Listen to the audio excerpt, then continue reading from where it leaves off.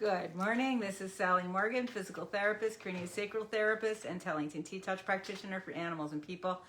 This is Tristan. He's a Corgi, and we're here for an episode of Conversations with a Corgi, which we hadn't really planned because technically I was supposed to be working at my educator job, but then I wasn't, then I was, then I wasn't. So now we're doing this today. And Tristan is wearing this hat. I call it the French Foreign Legion hat. It's sort of a beret. And it's got, the headpiece has actually a band that goes on either side of the ear so that a Corgi's ears can be liberated from the hat. So we'll see how long Tristan doesn't mind this. But I really bought this for my dog Comet years ago. When Comet was an only Corgi, and we were in, I think it was Ocean City, New Jersey, and there's a wonderful dog store there. I don't think it's there anymore, but they had lots of dog hats, and so I bought Comet. Comet looked really good in hats. He had a big hat. He was a big Corgi.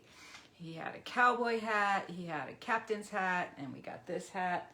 And the captain's hat, of course, was the one he wore the most. We would wear it kayaking and boating and for dinner out on the Cape. Wherever we were at the water.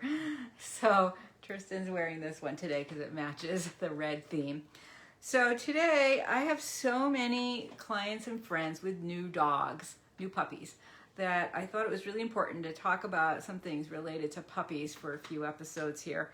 And the first one I want to talk about is what happens to your original dog when you go ahead and get a puppy. And I'm going to be dealing with this, and I've dealt with this every time I've gotten a new dog. So I've got a couple of different situations here. I've got a friend with a new dachshund, and that dachshund shares a bed with the old dachshund. They snuggle, but not as much as the previous old dachshund. I used to snuggle with them together, and you know, they kind of show each other around, and then there's the whole where we pee in the yard, the other one might be interested in peeing. Mostly in this case, the young guy's peeing, and then the old guy has to go check it out. Typically, it's the other way around. The young guy goes where the old guy went. So it can be helpful to have an older dog around. And then another friend of mine, so they're getting along kind of. If the little guy gets obstreperous, the old one will growl at him, and they have a lot of fights because they had siblings before, which is never a good idea to adopt siblings because it just creates a lifetime of problems, which they saw live. So he's a little snarly when he gets annoyed, but he doesn't ever really go after the baby or anything like that, which can happen. So my other friend has Shelties, and she got a puppy, and it's from the same breeder, pretty much same everything as the original dog, who's now like 10 or 11. And the puppy is, being a Sheltie, super bouncy, super energetic. And the old girl is just like not into this. I mean, she's had a really bad bout with Lyme disease last year, and she's just, you know, wanting to lay around the house and read the paper. She doesn't really want to deal with a puppy.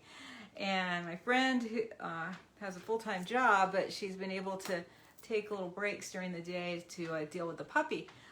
But the old girl, you know, there's no like very rare peaceful curling up with the two of them sleeping together. You know, the old girl is just, you can see, really put out, even if she's tolerating the puppy.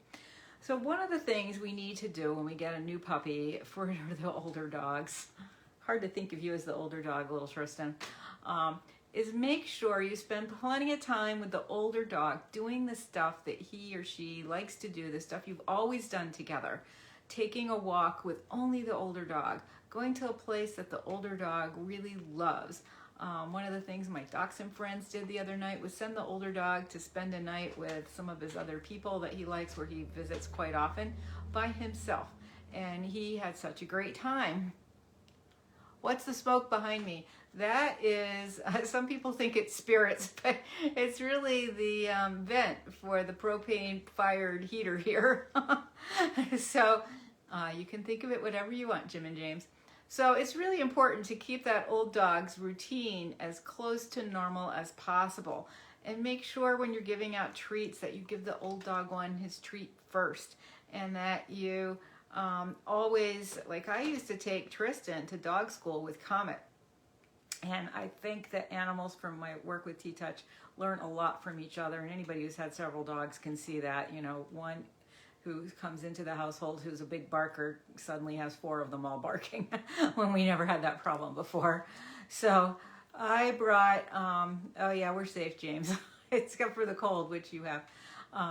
So, I brought Comet with Tristan to the dog school, and any trick that we were working on, which was usually down, stay, sit, and sit is always a big one for corgis. I would do it first with Comet and give him a treat, and then ask Tristan to do it and give him a couple tries. Then I'd go back and ask Comet to do it, and I was so convinced, and I always will be, that Tristan was learning from watching Comet. And it made a big difference. And some dog schools won't let you do that because now you've got 2 dogs with 1 person, and you've got to manage, what could be a bouncy puppy. Imagine, it's me, fine, with 2 corgis, one who's a service dog and one who's a little, 5-pound puppy. What is the problem that's going to happen there? Not so much. But if you say everybody can do that, imagine somebody coming in with like an 8-year-old lab and a bouncy 6-month-old lab puppy. That can be a lot for somebody to handle. And especially when people come to dog school with a child who's supposed to be training the puppy or holding the older dog. I've seen at one of my places a child holding the older lab who was like 5. Just let go of the leash because they were so excited about the puppy, and the old guy just got up, he was like 5, got up and kind of wandered around the room and visited with the other puppies, and that created kind of chaos because the mother of the child was managing their 6-month-old lab and couldn't really run over and get the other dog, so the trainer had to stop class and go over and get the big dog and bring it back. So it's not typical that people let you bring 2 dogs to dog school. Now, Jim and James have Pomeranians, and there's 2 of them, so they probably can bring 2 dogs to dog school. And the question is, they'll probably make you pay for the old dog to be there unless you have a good rapport with a place, which I'm fortunate to have. So I do think, even if you're training at home, it's really great to involve both dogs together and really support the old dog. Reward him. Don't just make him sit and not give him a treat. You're giving a treat to the little one, so give a treat to the old one too. And they can be so helpful. And my friend with the dachshund is teaching him a lot of tricks. So he has to do these tricks to get his dinner. He has to walk in a figure 8, sit down, stay, give a paw, all these things. And of course, when she's doing this, if the other 2 dogs, Tristan and the older wiener, are around, they start to participate and do the tricks sometimes. And it's really important that you reward them for that. Now, since what she's feeding is what the little guy's supposed to eat for dinner, we have to have some other snacks at the ready so that the old guys can get what they're supposed to eat too and make it fun. Is your ear squished or are you doing okay? So spend time with the old dog. Make sure you give plenty of treats to the old dog. Let the old dog be involved in the training you're doing with the new guy. And gosh, I don't know how people train puppies to walk without an older dog to escort them. I mean, this little dachshund, I can't get over the fact that he can walk like 1.5 miles following the other 2 dogs. And they've told me that when they take him out by himself, he'll go about 20 feet because he just doesn't know what to do without another dog to watch. So it's super helpful to have 2 dogs when you're teaching the little one to walk. Now, this Sheltie is a lot more bouncy than a dachshund or a corgi, and the older Sheltie does not require a leash. So she's one of those dogs that holds the leash in her teeth. So my friend is able to walk with the puppy and manage the whole puppy shenanigans while the older dog is walking and waiting and walking and waiting. So that works out great. But you may have to have somebody help you if you've got 2 dogs and the puppy is really difficult on the leash. But nearly always they'll follow the older dog. And almost everybody with dogs knows somebody else with a dog, so you can get a friend to help you too. But it's really important that you acknowledge the older dog, thank him for helping you teach the puppy to walk on a leash. I mean, I have a split leash so that I can actually connect the puppy to the older dog.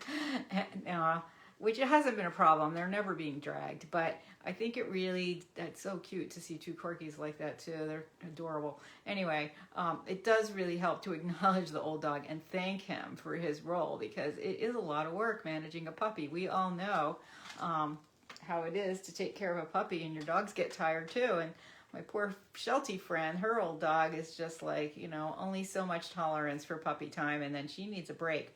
So if she really needs a break and she has a place she likes to lay, like maybe she has a bed in your room where she likes to go, put her in there, let her take a nap, take the puppy out of the room, go downstairs with the puppy, and give that dog some alone time. I mean, they're just like us. They sometimes get a little overwhelmed by the puppy, and it's really great not only to take the old dog for a walk by himself, but also to give him some downtime by himself.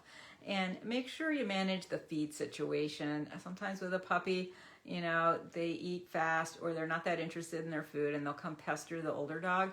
And even though, like Tristan or the older wiener in this case, they're pretty tolerant of other dogs around their food, you don't want to create a situation that can escalate over time. So make sure you feed them really far apart and keep an eye on them when they're eating so that the old dog has plenty of space when he's having his dinner.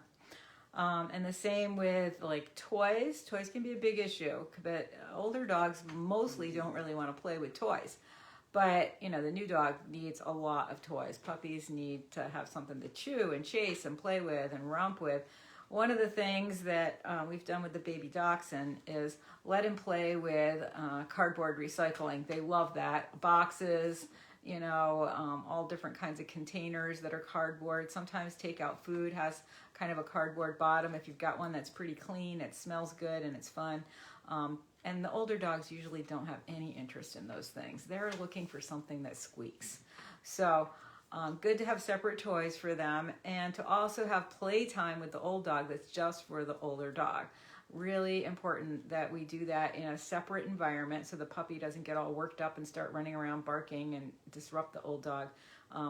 Fighting over toys can be a huge issue when you've got more than one dog, no matter how old they are. So make sure they both have their own time with their toys and their own separate toys. Because, you know, for instance, this dog I have here, this Biscuit, he never chews up his toys. I mean, I don't think I've sewed up a dog toy in 11 years since I got him. And even Comet would take a little hole in the corner of some stuffed thing and de-stuff it once in a while, maybe twice a year. And of course, the Corgi before that, his favorite thing was to see how fast he could de-stuff and de-squeak anything that was on the floor. So there was a lot of sewing.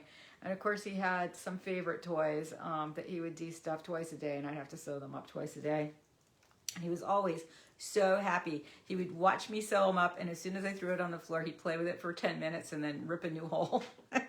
But, you know, dogs are different. Each dog is an individual, and it's been kind of fun having this dog that doesn't eat his toys, but now I have a huge stack of his toys because, you know, we get a new one for holidays and birthdays, don't we?